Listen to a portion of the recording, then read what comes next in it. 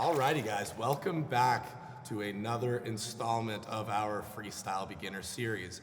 We are looking to wrap up our series now. I know most of you are probably really sad, but we're gonna do it in two parts, okay? Welcome to Recovery Part 1. If you don't know what the recovery is, it's everything your arms do above the water. But before we get into that, let's recap everything we've done so far. Focused on our body position and our head position with the streamline. We focused on a great engine with our kick. We've gotten into our breathing.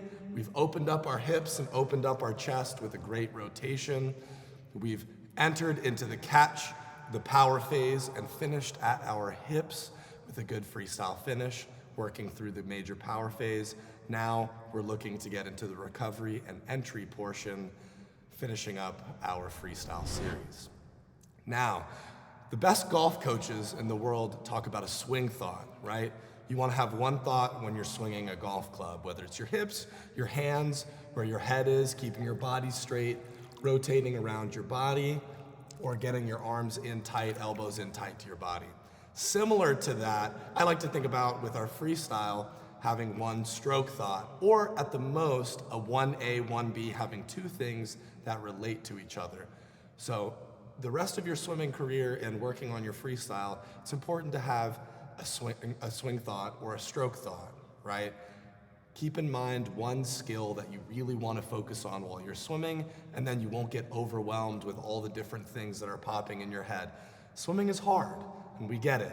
We understand at Sigma that swimming is difficult, but that is why we like teaching it. That is why we are bringing this series to you and all the series to come, focusing on how to make your life easier. Make your life easier by thinking about one stroke thought at a time, okay? Now, getting into the recovery, let's jump right in. We're gonna revisit rotation a second here because it's gonna be really important for your shoulder health that you open up your rotation in your freestyle. If you have a nice open rotation, it's going to allow you to have a more comfortable recovery process, okay?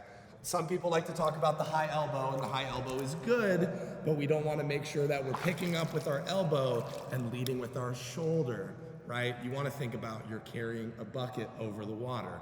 However, taking a further step back, that is not possible without rotating. If you do not rotate and open your chest, you are going to swim very flat and it's going to be very hard. Take it from somebody who's had a shoulder injury. It's uncomfortable. It pains me to see people who don't rotate when they swim because I know their recovery hurts. So you want to think about opening up your chest to allow for a nice open recovery. If I was standing straight up, it would look like half of a hug. Everybody can give a hug. This isn't an uncomfortable motion. Turn me sideways and here we are, right? Like I'm carrying that bucket in my hand over the water, trying to high point my forearm. That's gonna allow for the most comfortable recovery. Making that arcing motion over the water, high pointing the forearm, not purely the elbow, but more so the whole forearm together, and allowing myself that nice open recovery. All these things are gonna tie into the greater portion of our freestyle. If we've had a really good power phase, like we've talked about on the last 3 videos, then we'll be able to treat the recovery portion as a true recovery, coming over and around our body, creating a good, relaxing portion for the freestyle where we're not physically working. The recovery shouldn't be the hard part. And if it is, and if it's uncomfortable, you've got to take a few steps back and go back to the other steps to see if something is missing or making your recovery a little bit more difficult than it needs to be. Drills are next for part 1, and then look out for part 2 after that. Now to tie up the part 1 of the recovery series, we're gonna finish up with a few drills here to implement the stroke path. So part 2 is gonna be more focused on the timing of the recovery and tying it into the rest of freestyle. This first half is more focused on just the arm path. So like we said, we want a good hand-led recovery, not leading with the shoulder for any pain, like we're carrying a bucket. That's what we want to focus on, leading with the hand, palm down or palm in. First drill that we're going to do today is going to be single arm freestyle. So I'm here with Fred.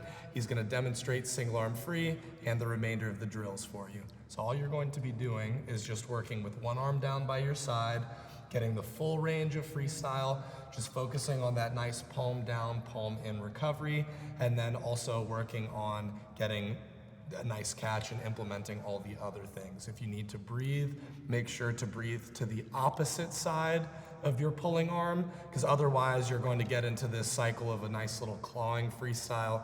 We're not going to get a good rotation. Does that make sense? Yes. Awesome. Whenever you're ready. Okay. So now's a great opportunity to work the full range of freestyle. As you're doing this single arm, you want to try to implement all the other skills. It's okay to struggle with it a little bit. Single arm freestyle is not particularly easy, which is why we're using fins today to help simplify it. Awesome job. Whenever you're ready to come back.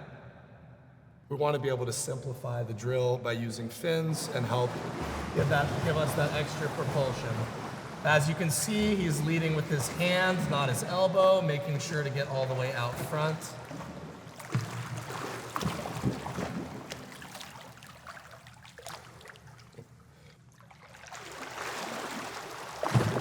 So for the first half, we focused more on having one arm up to balance, but now we're going to be working more with the other arm down to allow us to try to help get that full range of our freestyle stroke.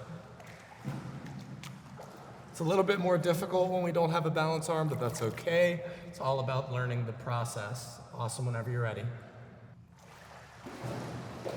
Having your balance arm down, so having your non-pulling arm down by your side, is what it does allow you to do is focus a little bit more on your rotation, being able to get that other shoulder dry and out of the water.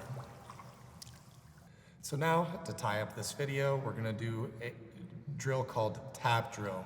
Now this drill has a couple different variations. We're gonna start with the most basic, and we'll add a couple more to it in the second half of the recovery videos.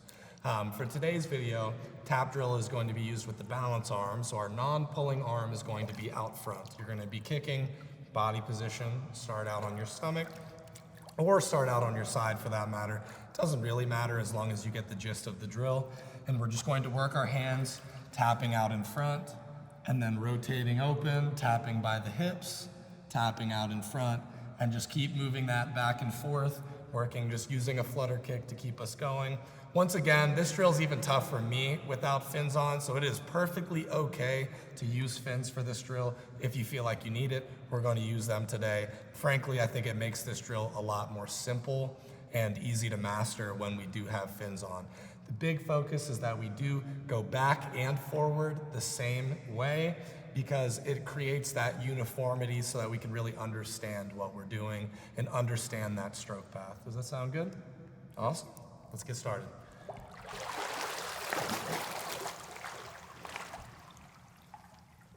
Actually, we've got it.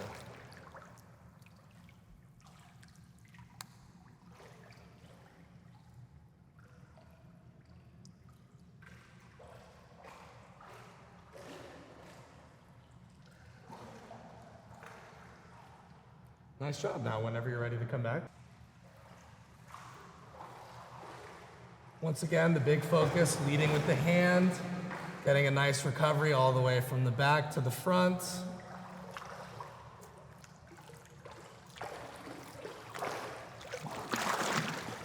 And so as we continue to round out these videos, and we've got one more video coming for you next, which is recovery part 2, where we tie in all of freestyle together. It's really important to understand where we are in our freestyle. It's okay if recovery still is a little bit difficult. We just want to emphasize that you master each step before you go on to the next one. It doesn't necessarily have to be perfect, but we want to continue to get better in each discipline as we move up to the more complicated aspects of freestyle. With the recovery, you want to make it as easy on your body as possible. That's why we talk about tying in our rotation, tying in a good kick, and allowing ourselves to segue from our power phase and finish into a good recovery. Continue to keep all these things in mind as you continue to improve on your freestyle. One more coming up to round out freestyle next. Stay tuned, guys.